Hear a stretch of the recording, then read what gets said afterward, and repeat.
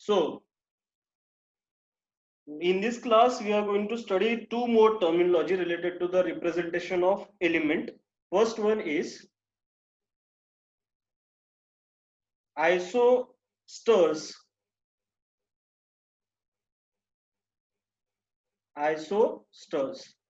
Isoster का definition आप लिखेंगे, they are the molecules, isosters are the molecules which have, they are the molecules which have the same number of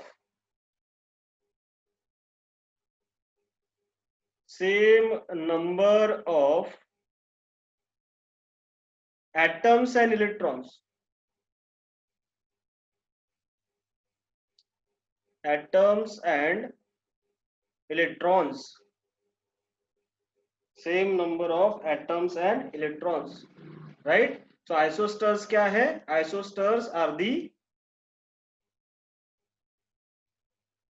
molecules which have same number of atoms and electrons. ठीक है, ऐसे molecules है. अब यहाँ पे देखो, मैंने इनको मॉलिक्यूल्स बोला. यहाँ अभी तक उसके पहले डेफिनेशन जितने भी हमने कवर किए थे उसमें सारे एटम्स आ रहे थे. राइट? यहाँ पे जो हम बात कर रहे हैं वो किसकी कर रहे हैं? मॉलिक्यूल्स की. और मॉलिक्यूल्स एटम्स से बना होता है. राइट? दो एटम या तो सेम या फिर अलग अलग जब कंबाइन होते हैं तो मॉलिक्यूल बनता है. जैसे फॉर एग्जांपल, मॉलिक्यूल का मतलब क्या? हाइड्रोजन है एक एटम, दूसरा हाइड्रोजन एटम है, ये अगर कंबाइन हो गए तो ये हाइड्रोजन गैस बनाते हैं H2. तो ये जो H2 हमने लिखा है यहाँ पे दो हाइड्रोजन एटम से बना हुआ, इसको हम बोलते हैं मॉलिक्यूल. इसको हम क्या बोलते हैं? मॉलिक्यूल.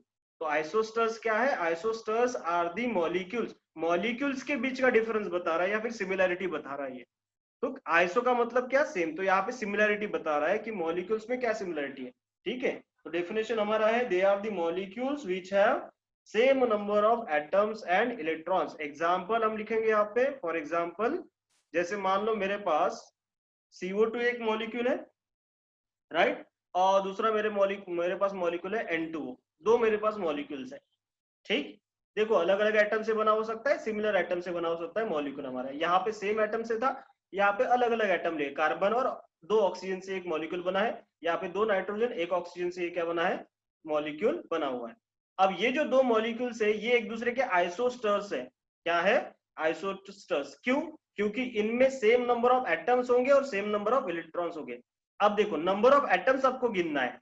कैसे गिनोगे? इसमें नंबर ऑफ एटम्स कितने होंगे बताओ? Number of atoms. Number of atoms कितने होंगे? ऑब्वियसली जो हमें दिख रहा है, एक कार्बन दो ऑक्सीजन, कितने हुए? 3. यहाँ पे भी नंबर ऑफ एटम्स कितने हुए? नंबर ऑफ एटम्स यहाँ पे भी कितने होंगे? ऑब्वियसली कितना दिख रहा है? दो नाइट्रोजन एक ऑक्सीजन, कितना हुआ? 3. Right? So number of atoms दोनों में क्या है? सेम. अब हम देखेंगे क्या इनमें नंबर ऑफ इलेक्ट्रॉन सेम है. राइट? तो इलेक्ट्रॉन्स कैसे गिनेंगे? इलेक्ट्रॉन्स हम कैसे गिनते हैं? तो हम क्या करेंगे, ये जो मॉलिक्यूल है इसमें से हर एक एटम को लिख देंगे. जैसे हमारे पास क्या क्या है भाई? इसमें कार्बन है, ऑक्सीजन है और ऑक्सीजन है. ठीक, यहाँ पे क्या है? नाइट्रोजन है, दो नाइट्रोजन है ना. राइट? और ऑक्सीजन है. इस तरीके से फिर आप क्या करोगे? हर एक का एटॉमिक नंबर लिखोगे. एटॉमिक नंबर कार्बन का कितना होता है? 6. ऑक्सीजन का कितना होता है? 8. ऑक्सीजन का ऑब्वियसली क्या होगा? 8. नाइट्रोजन का कितना होता है? 7. नाइट्रोजन का कितना होता है? 7. ऑक्सीजन का हमने ऑलरेडी लिखा है कितना? 8. ये उनके एटॉमिक नंबर है. अब एटॉमिक नंबर मतलब क्या होता है? हमारा Z होता है. Z मतलब क्या होता है? नंबर ऑफ प्रोटॉन्स होते. क्या होते हैं? Number of protons. अच्छा, किसी भी एटम में जितने प्रोटॉन्स होते हैं उतने ही क्या होते हैं? इलेक्ट्रॉन्स हो गए. कब? जब वो न्यूट्रल हो. ये सारे के सारे न्यूट्रल ही है. किसी पे चार्ज है क्या? नहीं. पॉजिटिव निगेटिव नहीं है. इसका मतलब सारे एटम्स न्यूट्रल है. न्यूट्रल है इसका मतलब जितने प्रोटॉन्स होंगे उतने ही इलेक्ट्रॉन्स होंगे. तो आप सबके क्या लिखोगे? यहाँ पे नंबर ऑफ इलेक्ट्रॉन्स लिखोगे. राइट? तो नंबर ऑफ इलेक्ट्रॉन्स कितना होगा? इसका जितने प्रोटॉन 6, इसका कितना? 8, इसका कितना? 8. तीनों को जोड़ो. राइट? यहाँ पे भी सेम. इसका कितना आएगा? ऑब्वियसली 7, 7 और यहाँ पे 8. तीनों को क्या करना है? आपको जोड़ना है. और जोड़ के टोटल करके देखो कि कितने इलेक्ट्रॉन्स बनते हैं एक मॉलिक्यूल में. राइट? तो यहाँ पे और वहां पे दोनों जगह अगर जोड़ोगे, राइट, तो ये कितना आएगा? 22 और ये भी कितना होगा 22। सो दोनों इलेक्ट्रॉन यहाँ पे भी 22 इलेक्ट्रॉन्स, यहाँ पे भी 22 इलेक्ट्रॉन। तो दोनों मॉलिक्यूल दैट इज CO2 और N2O में दोनों में सेम नंबर ऑफ एटम्स है 3 और 3, और दोनों में सेम नंबर ऑफ इलेक्ट्रॉन्स है कितने 22 इलेक्ट्रॉन्स एंड 22 इलेक्ट्रॉन्स। क्लियर है क्या? तो इस तरीके से हम आइडेंटिफाई करते हैं कि क्या दो मॉलिक्यूल जो हमें दिए गए वो आइसोस्टर है या नहीं है। क्लियर? तो इस तरीके से हम क्या करेंगे, उसको आइडेंटिफाई करेंगे। राइट? अब देखो मैं आपको एक मॉलिक्यूल दे रहा हूं और आपको उसको आइडेंटिफाई करना है कि वो आइसोस्टर है या नहीं है। राइट?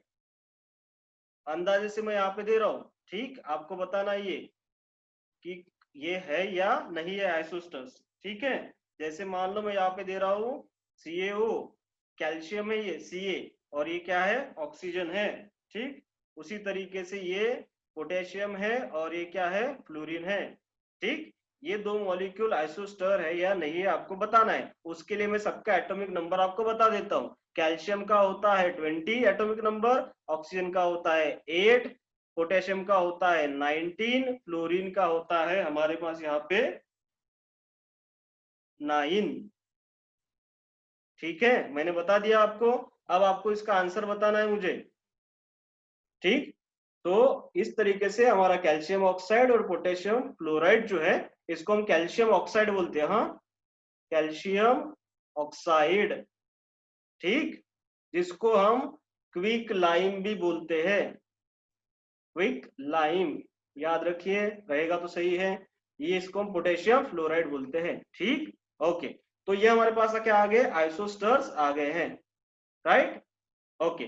उसके बाद जो अभी हम कवर करने वाले हैं नेक्स्ट टर्मिनोलॉजी इससे रिलेटेड और लास्ट भी होगा हमारा, that is called as isoelectronic species. Isoelectronic species, अब नाम से ही पता चल रहा है, मैंने आपको ऑलरेडी बोला था कि आइसो का मतलब सेम और इलेक्ट्रॉनिक का मतलब सेम नंबर ऑफ इलेक्ट्रॉन होंगे। समझ में आ रहा है कि नहीं? जिनमें सेम नंबर ऑफ इलेक्ट्रॉन्स होंगे उनको मिलेगा आइसो इलेक्ट्रॉनिक स्पीसीज। तो आप डेफिनेशन लिखोगे, they are the atoms, they are the atoms comma molecules, atoms comma molecules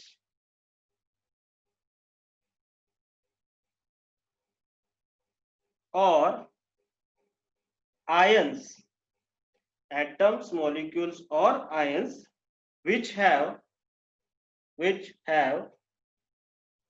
atoms molecules or ions which have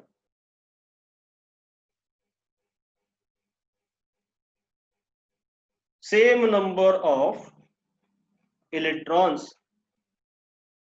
same number of electrons। Right, तो अब इसमें क्या है, ए एटम भी हो सकता है कि दो एटम हो, दो मॉलिक्यूल्स हो, या फिर दो आयंस हो, जिनमें सेम नंबर ऑफ क्या हो सकते हैं इलेक्ट्रॉन्स हो सकते हैं। राइट, सो भले एटम मॉलिक्यूल आयन कुछ भी हो, अगर दो अलग अलग है और उनमें सेम नंबर ऑफ इलेक्ट्रॉन्स है तो उन दो एटम्स, उन दो मॉलिक्यूल या फिर उन दो आयंस को हम आइसो इलेक्ट्रॉनिक स्पीसीज बोलेंगे। ठीक, एग्जाम्पल हम यहाँ पे लेंगे, जैसे मान लो मेरे पास एग्जाम्पल है, मैं ले रहा हूँ क्लोरीन माइनस और दूसरा मेरे पास है आर्गन। ठीक है, ये नोबल गैस है आर्गन। ठीक, तो Ar मतलब आर्गन और ये क्या है मेरे पास क्लोरीन माइनस, ये है आयन, ये क्या है आयन, और ये हमारे पास एटम है, ये हमारे पास क्या है एटम। ये मुझे दो चीजें दी गई, दो स्पीसीज दी गई है, Cl माइनस और Ar। देखो कोई भी एटम या फिर मॉलिक्यूल पे अगर चार्ज प्रेजेंट होता है, राइट, तो उसको हम आयन बोलते हैं।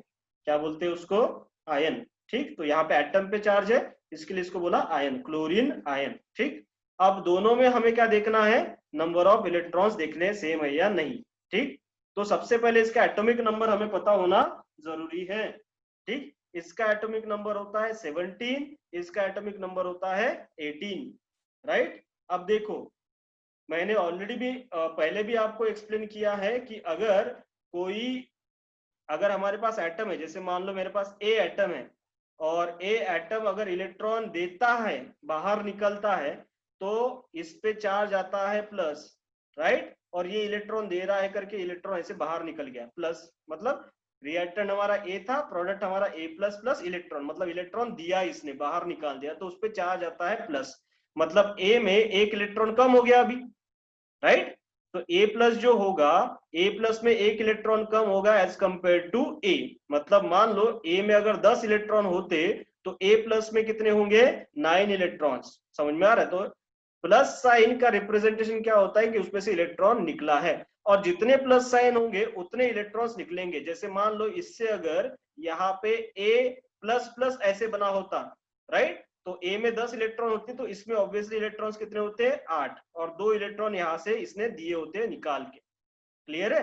तो इस तरीके से हमें रिप्रेजेंटेशन, 3 होते हैं प्लस चार्ज, तो हम बोलते हैं कि इसमें 7 ही बचे, 3 इलेक्ट्रॉन इसने दिए। तो जितना पॉजिटिव चार्ज आता है किसी भी एटम या फिर मॉलिक्यूल में, तो हम उतना उसमें से क्या निकालते हैं, इलेक्ट्रॉन्स निकाल लेते हैं, कम कर देते हैं। ठीक उसी तरीके से मान लो मेरे पास ए ही एटम है, राइट, जिसमें कि 10 इलेक्ट्रॉन्स प्रेजेंट है, और उसने एक इलेक्ट्रॉन ले लिया, राइट, एक्सेप्ट कर लिया, तो उसके ऊपर जो है वो निगेटिव चार्ज आता है।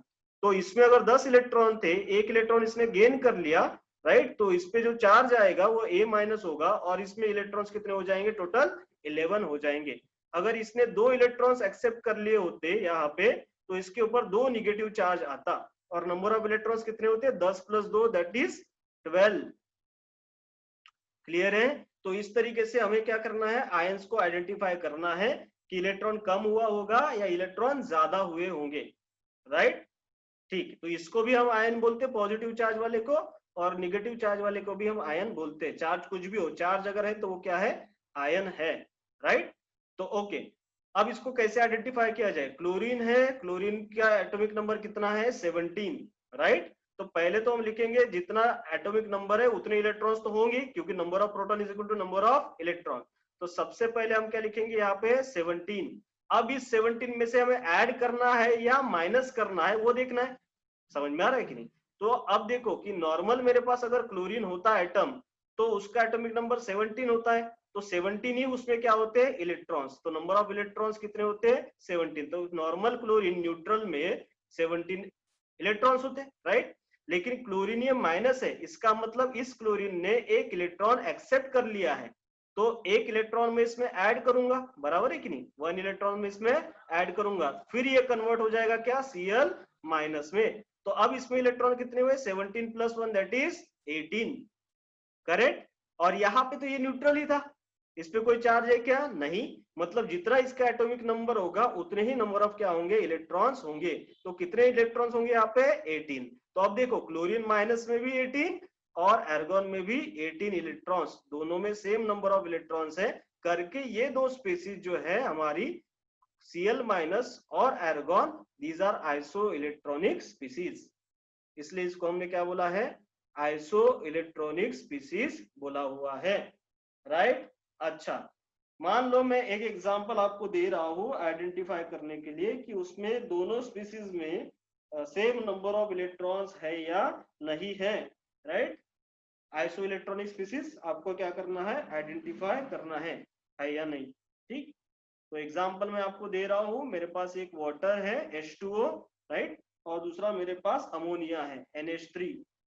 आपको बताना है कि क्या ये दोनों आइसो इलेक्ट्रॉनिक स्पीसीज है, कि इलेक्ट्रॉन्स ऐसे न्यूक्लियस होता है और ये ऑर्बिट में ऐसे घूम रहा है, ऐसे बोला था रुदरफोर्ड ने, ये घूम रहा है मान लो ऐसे, इलेक्ट्रॉन ऐसे इस तरीके से, तो घूमते घूमते वो, इसने बोला नहीं कि भाई कैसे स्टेबल है करके रुदरफोर्ड ने, तो हमने ये सोच लिया कि भाई ये ऐसे से घूम रहा था, तो घूमते घूमते इसकी एनर्जी लॉस होती जाएगी, इन द फॉर्म ऑफ, किसके फॉर्म में, इलेक्ट्रोमैग्नेटिक रेडिएशन के फॉर्म में ऐसे निकलते जाएगी, राइट। तो ये इलेक्ट्रॉन की एनर्जी कम कम होती जाएगी, घूमते घूमते एनर्जी खर्च होगी, तो भाई ये कहाँ पे चला जाएगा, न्यूक्लियस में चला जाएगा, यहाँ तक हमने देखा था। फिर ये अनस्टेबल हो जाएगा हमारा एटम, ये भी हमने देखा था, क्योंकि इलेक्ट्रॉन न्यूक्लियस में चला गया तो फिर एटम कैसा रहा, वो समझ में आ रहा है, तो वो एटम नहीं रहेगा। तो ये स्टेबिलिटी जो है रुदरफोर्ड ने एक्सप्लेन नहीं करा था। दूसरी बात, ये इलेक्ट्रोमैग्नेटिक रेडिएशन यहाँ पे निकलता है, उसका क्या रोल है, अगर ये कंटिन्यूअसली इलेक्ट्रॉन घूम रहा है तो कंटिन्यूअसली इलेक्ट्रोमैग्नेटिक रेडिएशन एक लाइन में ऐसे निकलना चाहिए था, बराबर है कि नहीं। लेकिन ऐसे पाया गया कि भाई प्लैंक्स ने तो ये बोल दिया कि ऐसे डायरेक्ट ये कोई कंटिन्यूस जो होती है एनर्जी बाहर नहीं निकलती, डिसकंटिन्यूस फॉर्म में निकलती है, ऐसे छोटे छोटे पैकेट के फॉर्म में इस तरीके से निकलती है तो एक के बाद कंटिन्यूसली है, लेकिन डिस्क्रीट होती है, मतलब छोटे छोटे पार्ट्स में होती है, कंटिन्यूस ऐसे नहीं होती।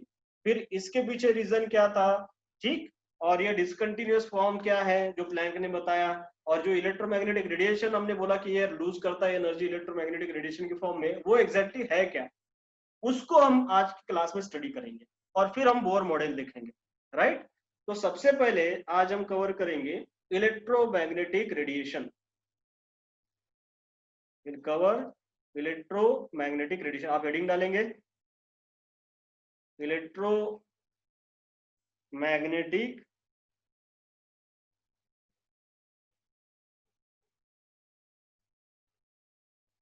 रेडिएशन, इलेक्ट्रोमैग्नेटिक रेडिएशन,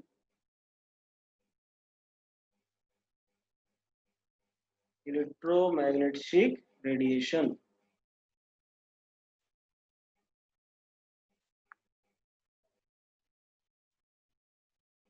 ठीक, ओके। तो एक्चुअली हुआ ये कि दो अलग अलग थियरीज इसके बारे में निकाली गई, शॉर्ट में मैं इसको आगे चल के ये बोलूंगा EMR, ठीक, इलेक्ट्रोमैग्नेटिक रेडिएशन को। एक्चुअली इलेक्ट्रोमैग्नेटिक रेडिएशन कैसा है, राइट, इसके बारे में दो अलग अलग साइंटिस्ट ने अलग अलग चीजें अलग अलग थियरीज दी है इससे रिलेटेड। तो एक साइंटिस्ट ने बोला कि ये जो इलेक्ट्रोमैग्नेटिक रेडिएशन है वो वेव है, दूसरा एक साइंटिस्ट है उसने बोला कि नहीं ये वेव नहीं है ये पार्टिकल है, मतलब दो इसकी धाराएं आ गई, एक ने बोला कि ये भाई ये वेव है, रेडिएशन जो होता है ये वेव होता है, ठीक, दूसरे ने बोला कि नहीं ये पार्टिकल होता है, ये क्या होता है एक्चुअली पार्टिकल से बना होता है, ऐसा दो अलग अलग साइंटिस्ट ने बोला, ठीक है। फिर बाद में चल के ये हुआ कि ये जो इलेक्ट्रोमैग्नेटिक रेडिएशन है वो अलग अलग कंडीशन में वेव की तरह भी बिहेव कर रही थी और पार्टिकल की तरह भी बिहेव कर रही थी, हम देखेंगे आगे, ठीक। तो फिर ऐसा हुआ कि इसका एक मिडल पॉइंट निकाला गया कि भाई इलेक्ट्रोमैग्नेटिक रेडिएशन जो है ना वो दोनों से बनी हुई है, मतलब वो वेव भी है और वो पार्टिकल भी है, डिपेंड ऑन द कंडीशन की किस कंडीशन में हम इलेक्ट्रोमैग्नेटिक रेडिएशन जो है वो ट्रांसमिट कर रहे हैं एक जगह से दूसरी जगह पे, राइट, कहाँ पे हम इसका एग्जैक्टली यूज कर रहे हैं उसके हिसाब से इसका नेचर चेंज हो जाता है, कहीं ये वेव की तरह बिहेव दिखती है तो कहीं ये पार्टिकल की तरह बिहेव करते हुए हमें दिखती है। तो इसका एक्चुअल में ड्यूअल नेचर आ गया, क्या आ गया, ड्यूअल नेचर, क्या आ गया, ड्यूअल नेचर, समझ में आ रहा है कि नहीं, गजनी देखा है कि नहीं सब लोगों ने, है, शॉर्ट टर्म मेमोरी, नॉर्मल इंसान की तरह भी बिहेव करता है और एग्रेसिव पर्सन की तरह भी बिहेव करता है, राइट, उसी तरीके से ये है, ड्यूअल वे नेचर शो कर रहा है ये भी, राइट, वेव की तरह भी और पार्टिकल की तरह भी ये बिहेव कर रहा है, राइट। ओके, तो सबसे पहले हम इलेक्ट्रोमैग्नेटिक रेडिएशन का वेव थ्योरी स्टडी करेंगे। वेव थ्योरी मतलब कि वेव वेव की तरह कैसे बिहेव करता है, उसका नेचर क्या है, उसके कैरेक्टरिस्टिक क्या है, उसके कंपोनेंट क्या है, वो चीजें हम देखेंगे, राइट। तो सबसे पहले आप हेडिंग डालोगे यहाँ पे फर्स्ट, ये तो पहले यहाँ पे देखो इलेक्ट्रोमैग्नेटिक रेडिएशन ऐसे बना लिया आपने ड्यूअल नेचर, जस्ट इंफॉर्मेशन के लिए, राइट। सबसे पहले हम लिखेंगे wave nature, wave nature of electromagnetic radiation, wave nature of electromagnetic radiation, जिसको हम वेव थ्योरी भी बोलते हैं शॉर्ट में, क्या बोलते हैं, वेव थ्योरी, ठीक। नीचे लिखोगे आप थोड़ा सा एक दो स्टेटमेंट पहले लिखो, according to this theory, according to this theory,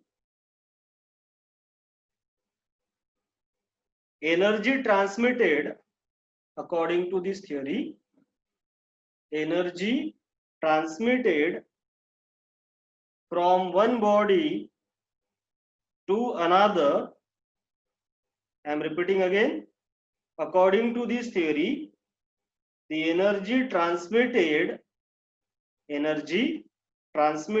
from one body to another, is in the form of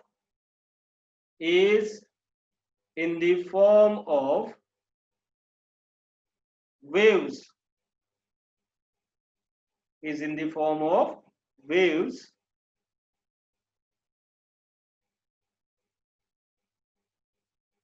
and these waves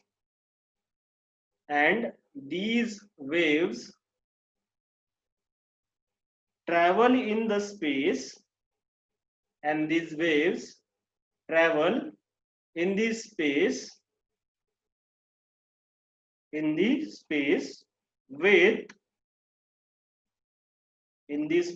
with same speed, as that of light, light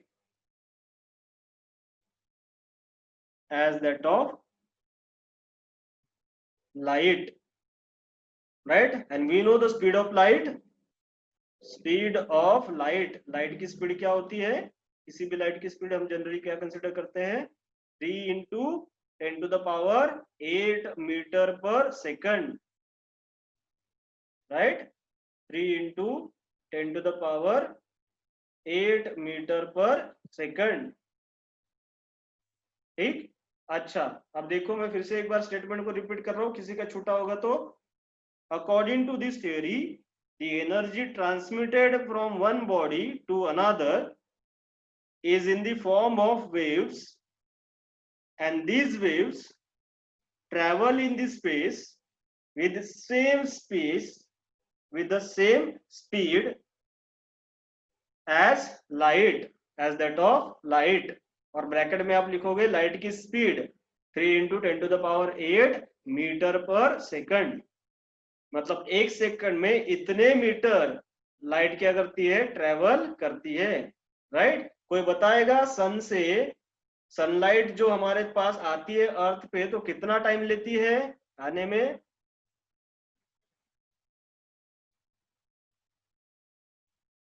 right, correct, right, 8 minutes 19 seconds,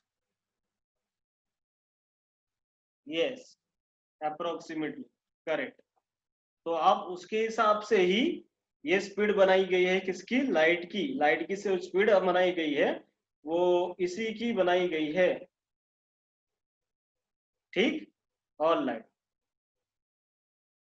तो ये statement आपका लिख दिया। Next लिखोगे आप नीचे, it is also called as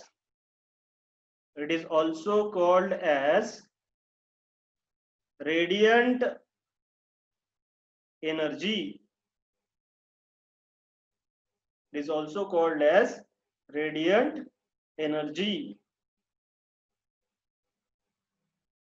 right? फिर नीचे लास्ट स्टेटमेंट इसी का लिखोगे, थियोरेटिकल की हम बात कर रहे हैं। इट डज नॉट नीड और डू नॉट नीड, ऐसे लिखो, it do not need any medium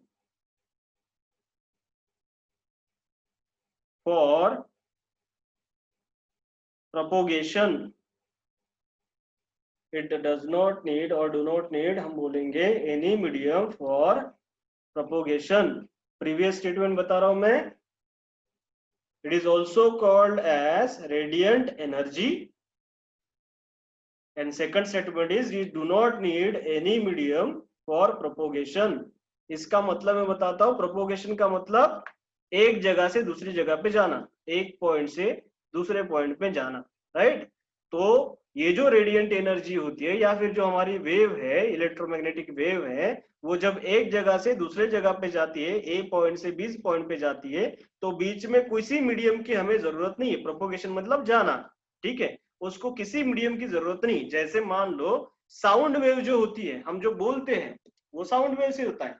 तो एक जो हम बोलते हैं तो दूसरे के पास जो हमारी आवाज पहुंचती है उसके लिए मीडियम की जरूरत होती है। जैसे कि मैं यहाँ पे बोल रहा हूँ, राइट, और कोई अगर इधर मेरे बाजू में बैठा है तो वो मेरी आवाज सुन सकता है, क्योंकि बीच में मीडियम है जो मेरे मुंह से निकलने वाली वेव्स है उसको ट्रांसमिट करता है उसके ईयर तक, राइट। वो कौन सा मीडियम है? गैस। यहाँ पे जो एयर है वो मीडियम है। तो साउंड वेव को मीडियम की जरूरत होती है, लेकिन जो इलेक्ट्रोमैग्नेटिक रेडिएशन है, जो लाइट है, उस लाइट को मीडियम की जरूरत नहीं होती, राइट। तो मतलब वैक्यूम में एक वो टर्म आता है, शायद आपको पता है कि नहीं, वैक्यूम। वैक्यूम मतलब एयरलेस एनवायरनमेंट, जहां पे एयर नहीं है या फिर बहुत ही कम प्रेशर है, राइट, तो उसको बोलते हैं क्या? वैक्यूम। तो वैक्यूम में अगर मान लो कोई एक रूम है, उस रूम में एक इंसान यहाँ पे है, राइट, एक इंसान यहाँ पे है और यहाँ पे कोई एयर है ही नहीं, वैक्यूम है। क्या है? वैक्यूम। वैक्यूम मतलब एयर ना होना, एयर है ही नहीं। तो यहां से ये बोलेगा, राइट, तो इसको सुनाई नहीं देगा। क्यों? क्योंकि मीडियम नहीं है एयर। लेकिन मान लो कि इस इंसान ने यहाँ पे टॉर्च ले लिया, राइट, और टॉर्च ऑन कर लिया, तो टॉर्च ऑन करेगा तो इस इंसान को ऐसे नहीं होगा कि दिखेगा, नहीं दिखेगा, राइट। तो इसको जो है यहां से जब निकलेगा इस तरीके से लाइट, तो ये जो लाइट है वो दिखेगा, वो क्या हो जाएगा? यहाँ पे दिखेगा।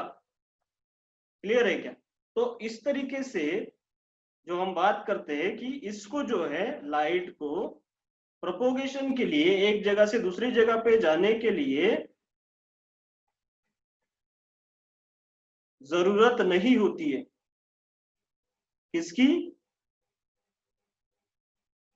मीडियम की।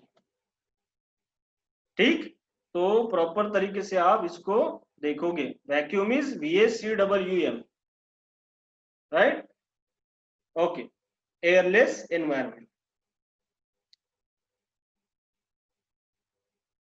एग्जांपल्स लिखो इसके फटाफट फटाफट। इलेक्ट्रोमैग्नेटिक रेडिएशन या फिर वेव्स के एग्जांपल हम देख रहे हैं, है ना, इलेक्ट्रोमैग्नेटिक वेव के हम क्या देख रहे हैं? Examples. Examples are radio waves,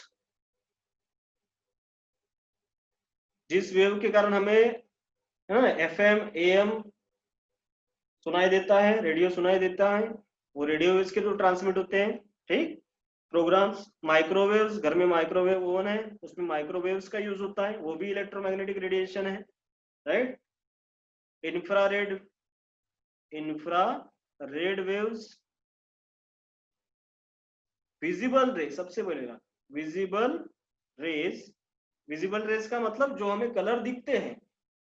अब विजिबल में सब कुछ आता है, विबग्योर आपने सुना होगा, है ना, तो विबग्योर में सब कुछ आता है, वॉयलेट से लेके रेड तक, तो वो सारे के सारे किस में आएंगे? विजिबल रेज में आएंगे। उसके अलावा ultraviolet rays, ultraviolet rays, right, and other one is X rays, gamma rays, gamma rays, right. X ray का हम यूज करते हैं, बोन वोन फ्रैक्चर हुआ है कि नहीं, फ्रैक्चर आइडेंटिफाई करने के लिए बॉडी का, राइट। और भी है, जैसे कि कॉस्मिक रेज, जो हमें तो बिल्कुल भी पता नहीं है, स्पेस में दिखते हैं, राइट। तो ये सारे के सारे जो हमने एग्जांपल्स लिखे, सभी के सभी इलेक्ट्रोमैग्नेटिक रेडिएशंस है। सभी के सभी क्या है? Electromagnetic radiation. देखिए यहाँ पे तो वेव जो होती है उसको देखोगे तो मान लो कि ये हमारा एक एक्सिस है, ठीक, थोड़ा आड़ा टेढ़ा हो सकता है लेकिन कोई इश्यू नहीं। ये मान लो मेरा यहाँ पे जो दिख रहा है वो Z एक्सिस है, राइट। ये मान लो मेरा यहाँ पे जो दिख रहा है ऐसे जो जा रहा है स्ट्रेट, ये मेरा यहाँ पे X एक्सिस है। और इस ये जो मैं यहाँ पे ड्रॉ कर रहा हूँ ऐसे, ये ऐसे, ये मान लो मेरा Y एक्सिस है। अब देखो 3D में 3 एक्सिस होते हैं, कोई भी 3D अगर आप ऑब्जेक्ट लेते हो तो उसके 3 एक्सिस आपको दिखते हैं, राइट। एक एक प्लेन में रहते हैं 2 XY, और एक परपेंडिकुलर रहता है, कौन सा? Z। तो 3 हमें क्या दिखते हैं? एक्सिस दिखते हैं, XY एंड Z, 3D में। उसी तरीके से मैंने ये 3 एक्सिस ड्रॉ किए हैं, ठीक। अब ये 2D में हम ड्रॉ करेंगे इसलिए आपको 3D नहीं दिख रहा है, राइट। एक्चुअल में क्या है कि दो एक्सिस एक्स और वाई एक ही प्लेन में है। मान लो कि पेपर, आपके पास एक पेपर है, जैसे मान लो ये व्हाइट बोर्ड है, राइट, ये पेपर है, तो ये एक्स और ये जो वाई मैंने ड्रॉ किया है वो इस पेपर पे ही ड्रॉ किया है, राइट। और जो जेड मैंने ऐसे ऊपर लिखा हुआ है, लिया हुआ है, ये जेड जो है पेपर के ऊपर आ रहा है। मतलब मान लो कि आपका जो बुक होगा, नोटबुक, उस पर अगर आप पेन खड़ा रख दोगे तो वो जेड एक्सिस हो गया आपका, राइट। और उस पेपर पे जो दो लाइन आप ड्रॉ करोगे, एक आड़ी ऐसे हॉरिजॉन्टल और इस साइड में नीचे जाने वाली ऐसे, तो वो दो एक्सिस हो गए कौन से, एक्स और वाई। और जो पेन ऊपर रखोगे आप उस पॉइंट पे, तो वो हो गया आपका क्या, जेड। तो ऐसे तीन एक्सिस है ये, ठीक। और तीनों का अगर एंगल देखोगे आप फिर, तो कितना आएगा ये angle, 90 degree, 90 degree and 90 degree. आपको भी पता है एक्स और वाई जब आप ड्रॉ करते हो ग्राफ में, तो ये एंगल कितना होता है, 90 डिग्री। तो एक्स एक्सिस और वाई एक्सिस के बीच में एंगल कितना है, 90। और जो पेन आपने खड़ा किया है पेज के ऊपर, उसको अगर एक्स एक्सिस के साथ आप मैच करोगे तो उसका भी 90 आएगा। समझ में आ रहा है कि नहीं। जैसे मान लो ये पॉइंट के ऊपर मैं ऐसे खींच रहा हूँ इसको ऊपर, ऐसे ऊपर की तरफ, तो ये जो आएगा यहाँ पे पेन, समझ में आ रहा है कि नहीं, इसका एंगल एक्स एक्सिस और वाई एक्सिस के साथ कितना होगा, 90। So all three axis are 90 degree to each other, ठीक, ऑल राइट। अब मान लो कि वेव जो है एक्स डायरेक्शन में जा रही है, एक्स डायरेक्शन में हम वेव को भेज रहे हैं, ठीक। तो वेव जो जाती है वो ऐसे जाती है, इसको समझो आप, ऐसे। यहां से मान लो मैं ले रहा हूं,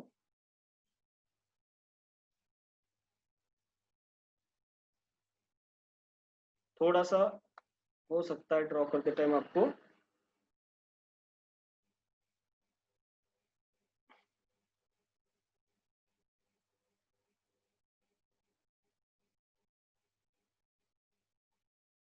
ठीक, इस तरीके से वेव जाती है, राइट।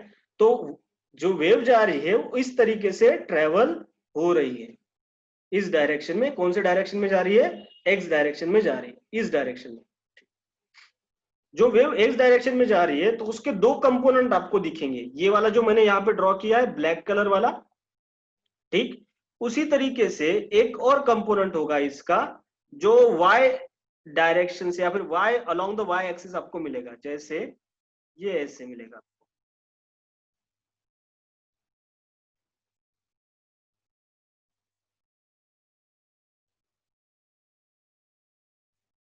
राइट। तो ये जो रेड कलर का मैंने ड्रॉ किया है वो अलोंग द वाई एक्सिस है, और जो मैंने ब्लैक कलर का ड्रॉ किया है वो अलोंग द जेड एक्सिस है, राइट। और जो ब्लैक कलर का यहाँ पे मैंने निकाला हुआ है वेव, ठीक, ये जो है वो है मान लो इलेक्ट्रिक फील्ड। वो क्या है, इलेक्ट्रिक फील्ड है। और जो मैंने रेड कलर का यहाँ पे ड्रॉ किया हुआ है वो है हमारा मैग्नेटिक फील्ड। वो क्या है, मैग्नेटिक फील्ड है, ठीक। Electric field, magnetic field, 12th में फिजिक्स में सारे कैलकुलेशन इसके ऊपर है, क्या क्या होता है वो उसको आपको मिलेगा। अभी chemistry point of view, physics में हमें नहीं जाना, बस आप ये समझ लो कि वेव के दो कंपोनेंट है, एक इलेक्ट्रिक फील्ड कंपोनेंट, दूसरा magnetic field component. Electric field अगर जेड एक्सिस पे है, जो अलोंग द जेड एक्सिस है, तो वाई एक्सिस पे क्या मिलेगा आपको, मैग्नेटिक फील्ड मिलेगा। परपेंडिकुलर टू ईच अदर होते हैं, मैंने पहले ही कहा कि तीन कंपोनेंट आपके, तीन axis perpendicular to each other है। तो एक्स एक्सिस में अगर वेव जा रही है तो आपको इलेक्ट्रिक फील्ड कंपोनेंट जो होगा, राइट, वो कैसे दिखेगा आपको, इस डायरेक्शन में, मतलब जेड वाले इसमें ऐसे ऐसे लहराता हुआ दिखेगा, क्लियर है। और जो आपको वाई एक्सिस पे अलोंग द वाई एक्सिस आपको कंपोनेंट दिखेगा वो इधर ऐसे ऐसे दिखेगा आपको, इस डायरेक्शन वाई एक्सिस के अलोंग जाते हुए। समझ में आ रहा है। तो एक दूसरे के परपेंडिकुलर क्या होते हैं, ये इलेक्ट्रिक फील्ड और मैग्नेटिक फील्ड होते हैं, ठीक। ज्यादा जानना है तो आपके फिजिक्स वाले टीचर जो भी होंगे उनको पूछ लेना कि सर ये इलेक्ट्रिक फील्ड क्या है और मैग्नेटिक फील्ड एग्जैक्टली क्या है, ठीक। क्योंकि इसका हमें केमिस्ट्री में काम नहीं आता कुछ भी, मैं बताने के लिए बस वेव की प्रॉपर्टी आपको बता रहा हूँ। ओके, तो ये दो अलग अलग ये होगी component perpendicular to each other. और डायरेक्शन ऑफ वेव कौन सा है, एक्स। इलेक्ट्रिक फील्ड कहाँ पे है, जेड एक्सिस। मैग्नेटिक फील्ड कहाँ पे है, वाई एक्सिस पे। इस तरीके से ये वेव के क्या होते हैं हमारे पास, कंपोनेंट होते हैं, दो इलेक्ट्रिक, एक इलेक्ट्रिक फील्ड एक मैग्नेटिक। इसीलिए इसका नाम है इलेक्ट्रोमैग्नेटिक वेव, क्योंकि इसमें इलेक्ट्रिक फील्ड भी है और मैग्नेटिक फील्ड भी है, and that's why it is called as electromagnetic wave. Clear हुआ? ठीक। उसके बाद में अब इस वेव को प्रॉपरली हम देखेंगे तो हमें ये चीज पता चलती है। अब मैं इसको सेपरेटली ऐसे ड्रॉ कर रहा हूं, मैं दोनों कंपोनेंट ड्रॉ कर रहा हूं, एक ही कंपोनेंट मान लो ड्रॉ कर रहा हूं। ठीक, तो इसमें इस वेव में अब ये दोनों इलेक्ट्रिक फील्ड मैग्नेटिक फील्ड का जो एम्पलीट्यूड और ये जो साइज होता है वेव का वो सेम होता है, तो इसलिए मैं एक ही ड्रॉ कर रहा हूं अभी। ठीक है, एक ही ड्रॉ कर रहा हूं इस तरीके से।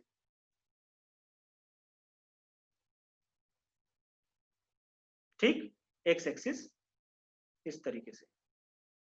राइट, यहाँ पे देखो, ये जो यहाँ पे दिख रहा है आपको, दो जो यहाँ पे दिख रहे हैं, दो जो ऊपर वाले ऐसे दिख रहे हैं ना, ये ऐसे ऊपर में जो आए हैं पहाड़ के जैसा, या फिर हमारे पास जो होता है हिल के जैसे दो आए हैं ऊपर वाले, इनको जो है ये वाला पॉइंट और ये वाला पॉइंट, ये ऐसे ऊपर वाला जो वेव गया ऊपर वेव, इनको हम बोलते हैं क्रस्ट। इनको हम क्या बोलते हैं, क्रस्ट। और ये जो नीचे वाले पोर्शन है, ये जो नीचे वाला आया है उल्टा हिल जो है हमारा, इसको हम बोलते हैं ट्रफ। इसको हम क्या बोलते हैं, ट्रफ बोलते हैं।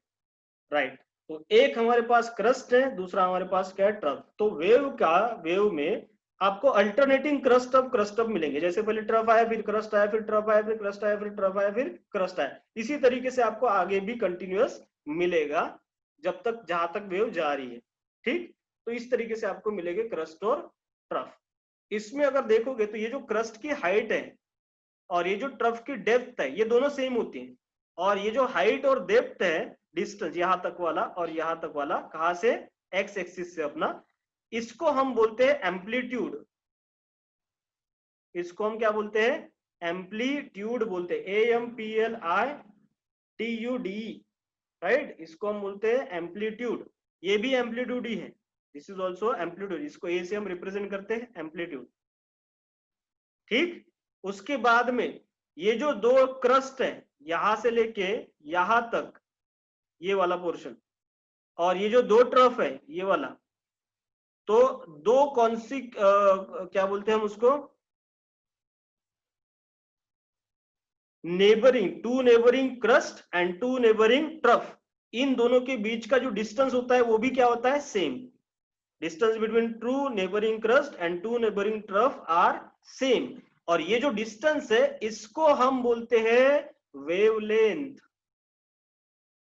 इसको हम बोलते हैं क्या, वेवलेंथ। मैं जब बात कर रहा था अभी तक वेवलेंथ वेवलेंथ, वो ये है, wavelength is the distance between two crest और two trough in a electromagnetic radiation या फिर इलेक्ट्रोमैग्नेटिक वेव। ठीक, और वेवलेंथ को, राइट, टी चाहिए, इसको हम रिप्रेजेंट करते हैं किससे, लैम्बडा से, ऐसे। इसको हम बोलते हैं लैम्बडा। ठीक, तो इसको हम लैम्बडा से डिनोट करते हैं इस तरीके से। ठीक, ओके, ये समझ में आया यहां तक। ये हमारे पास क्या आ गई, वेवलेंथ, दो क्रस्ट, डिस्टेंस, ट्रफ, एम्पलीट्यूड। ठीक, तो इस तरीके से उसके हमारे पास क्या आ गए हैं, कंपोनेंट्स आ गए हैं। राइट, ओके, तो अब इसके बारे में हम क्या लिखेंगे, कुछ इंफॉर्मेशन लिखेंगे। इलेक्ट्रोमैग्नेटिक रेडिएशन जो मैंने यहाँ पे रिप्रेजेंट किया है उसके बारे में हम यहाँ पे कुछ बातें करेंगे। ठीक, लिखो,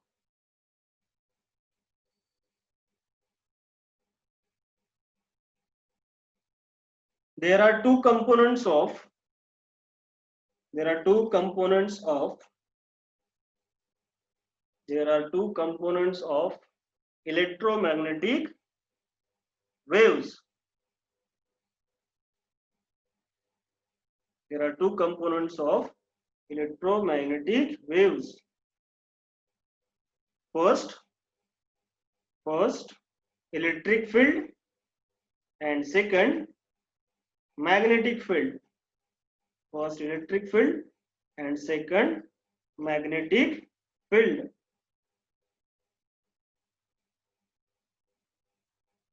ठीक, डायग्राम आपने ड्रॉ कर लिया होगा।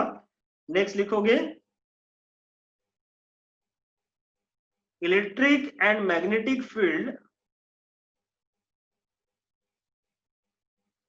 electric and magnetic field are perpendicular, electric and magnetic field are perpendicular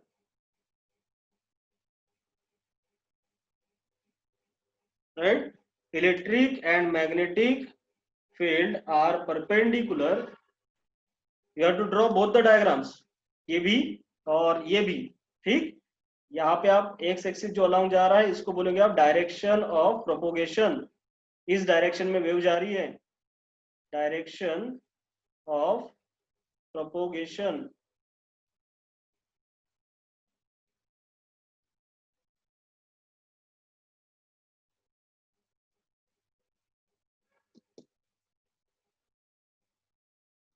Electric and magnetic field are perpendicular to each other. Electric and magnetic field are perpendicular to each other, and both are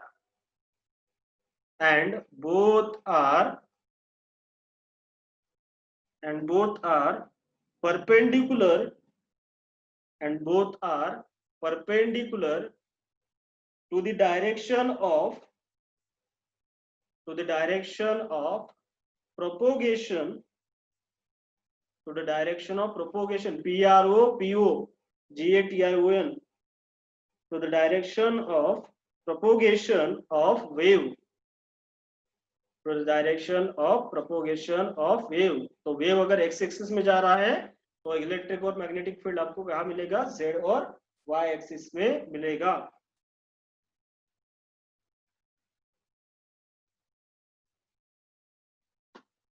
ठीक, diagram draw कर लिया हो तो मुझे बता दो।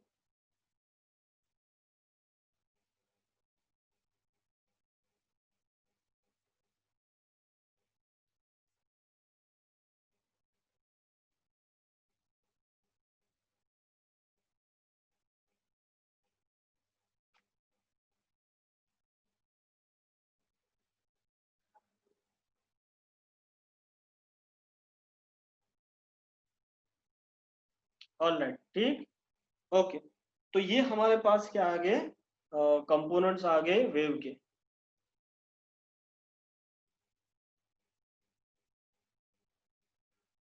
ठीक,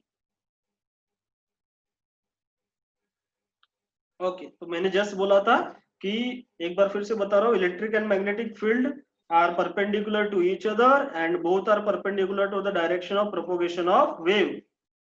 ठीक, ओके। उसके बाद अब हम यहाँ पे कवर करने वाले हैं जो टर्मिनोलॉजीज जो मैंने बताई है। सबसे पहले मैं बात करूंगा यहाँ पे वेवलेंथ, वेवलेंथ इसको हम लैम्बडा से रिप्रेजेंट करते हैं, राइट। तो ये है डिस्टेंस बिटवीन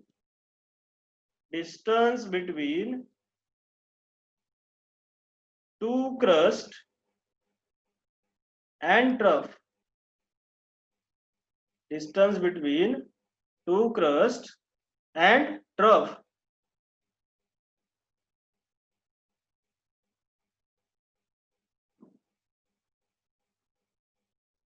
वेव जो थियरी वाला nature portion, wave theory nature का जो पोर्शन है वो फिनिश होता है। इससे रिलेटेड कुछ कैलकुलेशंस है वो हम नेक्स्ट क्लास में करेंगे, और फिर हम जाएंगे पार्टिकल नेचर पे जो प्लैंक्स ने बताया था। ठीक, कोई जाएगा नहीं क्योंकि मुझे अटेंडेंस लेना है यहाँ पे।